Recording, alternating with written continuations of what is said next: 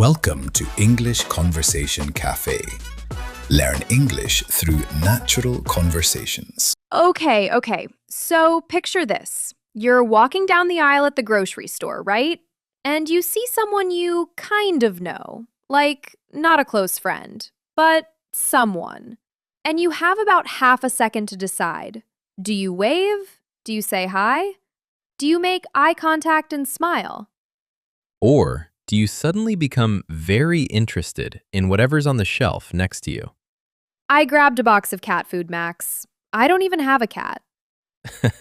You picked up cat food just to avoid a conversation? I studied that label for 3 full minutes. Ingredients: salmon, tuna, chicken broth.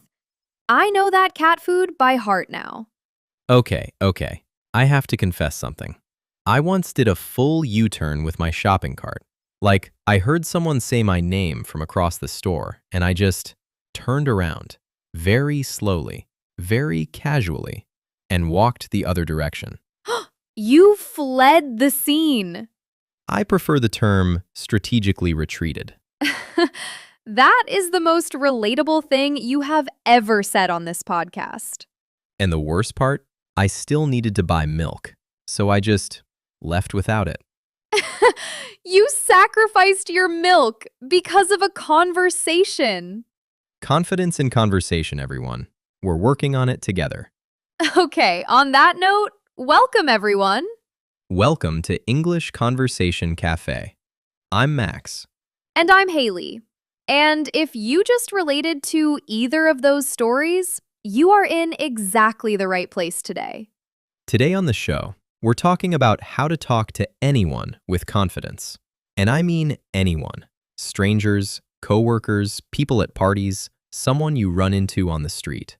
The person you've been avoiding in the cereal aisle. By the end of this episode, you'll have real, practical tools to start conversations, keep them going, and feel genuinely confident doing it. And if you're learning English, this is going to help you a lot. Because confidence in conversation, it works in every language. So if this is your first time here, welcome to the cafe. And if you're a regular, you know the drill. Hit that subscribe button. Give us a like. It helps us reach more learners all around the world, and it means a lot to us. Okay, let's get into it. So I want to start with a question. Have you ever had a moment where you wanted to talk to someone, but something just stopped you? Oh, every single day of my life. Right? So when I was younger, I used to help new international students settle in at school.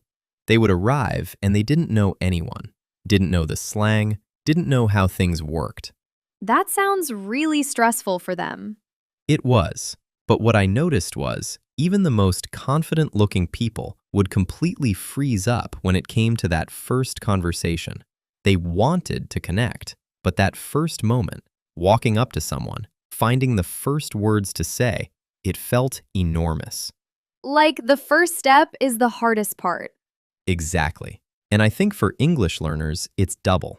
You're nervous about the conversation and nervous about the language at the same time. Oh, that's so true. Like, I remember being at a coffee shop and wanting to order something new from the menu.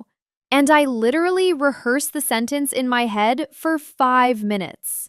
Really? What happened when it was your turn? The barista looked at me and said, "Ready to order?" And I completely blanked. I just said, "Yes," and then silence. You said yes, and then nothing? He waited. I panicked. I pointed at a random drink on the board. So the sentence you rehearsed for 5 minutes never even came out. Not a single word. I got a large oat latte I didn't even want. Okay, so why does this happen? Why do we freeze, even for small, completely normal conversations? I think we're scared of looking stupid or saying the wrong thing. Yes, and there is actually a name for that feeling. It's called the spotlight effect. It's a psychology concept. Basically, we believe that other people notice us and judge us way more than they actually do. Oh, that is so real. Like, You think everyone saw you trip on the sidewalk. You think everyone noticed when you said something a little awkward. But in reality, nobody noticed. They were all thinking about themselves. That is actually really comforting to hear. And the same thing is completely true in conversation. We think the other person is analyzing every single word, but they're usually just thinking about what they're going to say next. So we're all kind of stuck in our own heads at the same time. Pretty much. And once you know that, it takes some of the pressure off. Okay, so let's talk about how. Like, what do you actually do to feel more confident? The first thing, and this surprises a lot of people, is body language. Before you say a single word, your body is already communicating. Like, how? Are your shoulders back or hunched forward? Are you making eye contact or looking at the floor? Are you standing tall or making yourself small? So people are already reading you before you even open your mouth. Completely. And here's what's interesting. It works both ways. When you hold yourself in a confident posture, you actually start to feel more confident on the inside too. Wait, so your body can trick your brain into feeling better? Kind of, yeah. There's research that shows standing tall, taking up a little more space, it changes your internal state. Not completely, but enough to matter. Okay, I love that. Fake it till you feel it. Something like that. Okay, body language first. What's the next thing? Ooh, am I doing the lesson now? Go ahead, Haley. Okay. I think it's about focusing on the other person instead of yourself. That's exactly it. When most people feel nervous in a conversation, they're completely focused inward. Am I saying this right? Do I sound weird? What do I say next? And that's actually what makes conversations feel stiff. Because you're in your own head the whole time. But if you shift your attention to the other person, get genuinely curious about them, suddenly you're not monitoring yourself anymore. You're just listening. And honestly, people absolutely love when someone actually listens to them. That's how you break the ice, you know? Not with the perfect sentence, with genuine curiosity. You comment on something real. You ask something simple. So you don't need a clever opening line. Not even a little. Sometimes the easiest way to break the ice is just to notice something around you. This line is moving so slowly today. Or, I love that coffee. Good choice. Real, simple, human. I always thought I needed something witty and impressive to start a conversation. Nope. Most conversations start with really ordinary small talk. Small talk, yeah. And I feel like people actually underestimate small talk. It is so important. Small talk isn't shallow. It's the bridge. It's how you go from strangers to comfortable. Like warming up before a workout. You don't just sprint cold. That is a perfect analogy. You warm up first. And once you're warm, the deeper, more interesting conversation comes naturally. Okay, so break the ice with something simple. Small talk builds the comfort, and then the real conversation follows. Exactly. Now, what about when you get put on the spot? Like, someone asks you something suddenly, and your mind just goes blank. Oh, the blank. The terrible blank. The dreaded pause. It feels like the silence lasts forever. So most people, when they're on the spot, try to fill that silence immediately. They rush to say anything just to not let it be quiet. And then it comes out weird and rambling. I do that. I definitely do that. But here's the shift. Pausing before you answer actually signals confidence. It tells the other person you're taking them seriously, thinking about what they said. Really? Because when I pause, I feel like I look lost. No. Someone who takes a calm breath before answering comes across as way more confident than someone who immediately scrambles. So, next time you're on the spot, just breathe. Take a second. Then speak. Okay, I'm going to try that. That actually makes me feel a lot better about silences. Okay, we are going to play a game right now. Yes, I love game time. This is myth versus reality. I'm going to read a statement about confidence in conversation. And Haley, you tell me, is it a myth or is it reality? I am ready. Let's go. Okay, statement 1. Confident people never feel nervous before talking to someone. Myth. 100% myth. Correct. Nervousness doesn't disappear when you become more confident. It just stops being in charge. Even very confident communicators feel nervous. They just don't let it stop them. Yeah, like the nervousness is still there. You just walk through it. Exactly. Okay, statement 2. To be good at conversation, you need to be funny. I want to say myth, but like humor helps, right? What's your final answer? Myth. Because actually, some of the most magnetic people I've ever met are not particularly funny. They're just warm, genuinely interested in you. And that feels incredible. Perfectly said. Humor is a bonus, but warmth and interest are the foundation. You don't need jokes, you need presence. Okay, next one. Statement 3. Silence in a conversation is always awkward. That was me doing a confident pause. Excellent execution.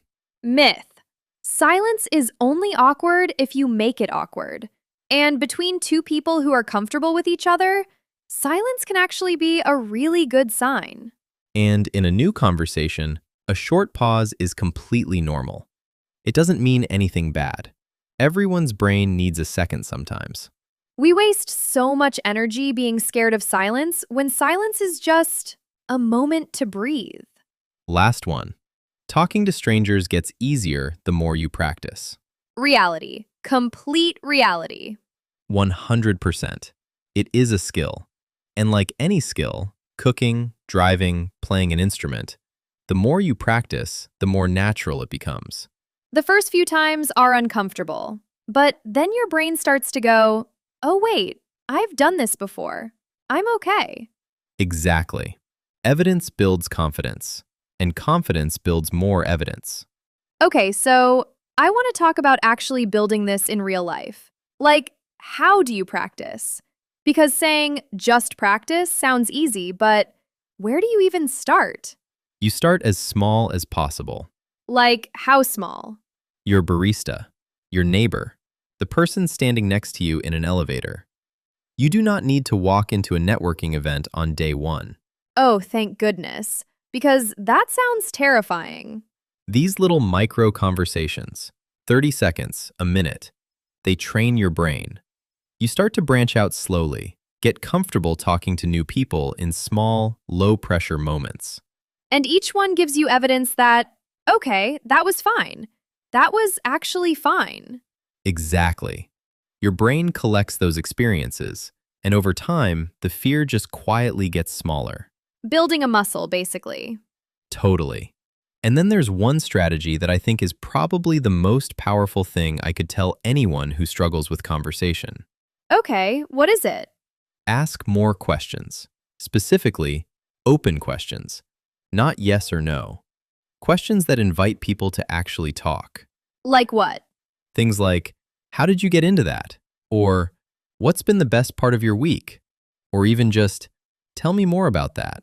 Oh, I love those. Like, you can basically pick someone's brain about anything. Their work, their city, their interests, and suddenly they're doing a lot of the talking. And here's the beautiful thing.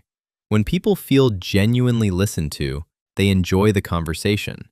They walk away thinking, wow, that was a great conversation, even if you barely said anything. So, being a good listener is honestly a superpower. A huge one. And I think for English learners especially, if you're worried about vocabulary or making a mistake, asking more questions and listening more takes the pressure off you, while still keeping the whole conversation alive. That's such smart advice. Like, you don't have to carry everything. Not at all. And the other thing I'd say is, slow down when you speak. Why slower? Because speaking too fast is a signal of nerves. It says, I'm scared of taking up space. But someone who speaks at a calm, steady pace comes across as confident, even if they don't feel it inside. Like, I know what I'm saying and I'm not in a hurry. Exactly. And it also gives you more time to find your words, so your sentences are clearer and calmer. Okay, I want to add something that genuinely changed how I feel about all of this. Go for it. It's this idea of not trying to be interesting, trying to be interested. Ooh, yes. Like, I used to walk into conversations thinking, what can I say to impress this person? And it was exhausting. And honestly, nothing good came from it. Because you were performing, not actually connecting. Right. I was so focused on how I came across that I wasn't even listening. But when I flipped it, when I just got curious about the other person, I could actually hold my own in any conversation because it wasn't about me anymore. That is the shift. That is literally the thing that changes everything. And it's kind of freeing, you know? Like, you're not responsible for being brilliant. You just have to be genuinely there. Present, curious, real. That's the whole thing, honestly. That's all of it. And here's what I want anyone listening to take away. You don't have to be perfect at this. You just have to be willing to start. Start small, stay curious, and please, put the cat food back on the shelf. And go get your milk. All right, we want to hear from you. Here is our question for the comments today. When it comes to starting a conversation, what is the hardest part for you? Is it finding that very first sentence to say? Is it keeping the conversation going once it starts? Or is it knowing how to naturally wrap it up and say goodbye without it being awkward? Because honestly, each of those is its own challenge. And we want to know which one feels hardest to you. Leave it in the comments. We read all of them. Okay, it is time for the Cafe Rewind. This is the part of the show where we go back through the key expressions from today, so you can really take them with you. 6 expressions today. Let's go. Expression 1, break the ice. To break the ice means to say or do something that makes a situation feel less awkward, especially at the very start of a conversation. For example, she told a funny story to break the ice at the party. Now you try. Repeat after us. Break the ice. Expression 2, small talk. Small talk is light, casual conversation about everyday things. The weather, the weekend, how your day is going. It's not deep, but it's important. For example, we made small talk while waiting for the bus. Your turn. Small talk. Number 3, on the spot. If you're on the spot, you have to respond immediately, without time to prepare. It can feel a little pressured. For example, the teacher called on me suddenly and I felt completely on the spot. Repeat, on the spot. Expression 4, branch out. To branch out means to try new things or go beyond what's comfortable, like making an effort to meet new people outside your usual group. For example, she decided to branch out and join a conversation group. Say it. Branch out. Number 5, hold your own. To hold your own means to manage well in a situation, to stay confident and capable even when it feels challenging. For example, even though he was nervous, he held his own in the conversation. Repeat, hold your own. And the last one, expression 6, pick someone's brain. To pick someone's brain means to ask them questions so you can learn from their knowledge or experience. For example, can I pick your brain about learning English? You seem to know a lot. Say it. Pick someone's brain. 6 expressions, and every single one showed up naturally in today's conversation. Go back and listen again. See if you can spot all 6. And that is a wrap on episode 56 of English Conversation Café.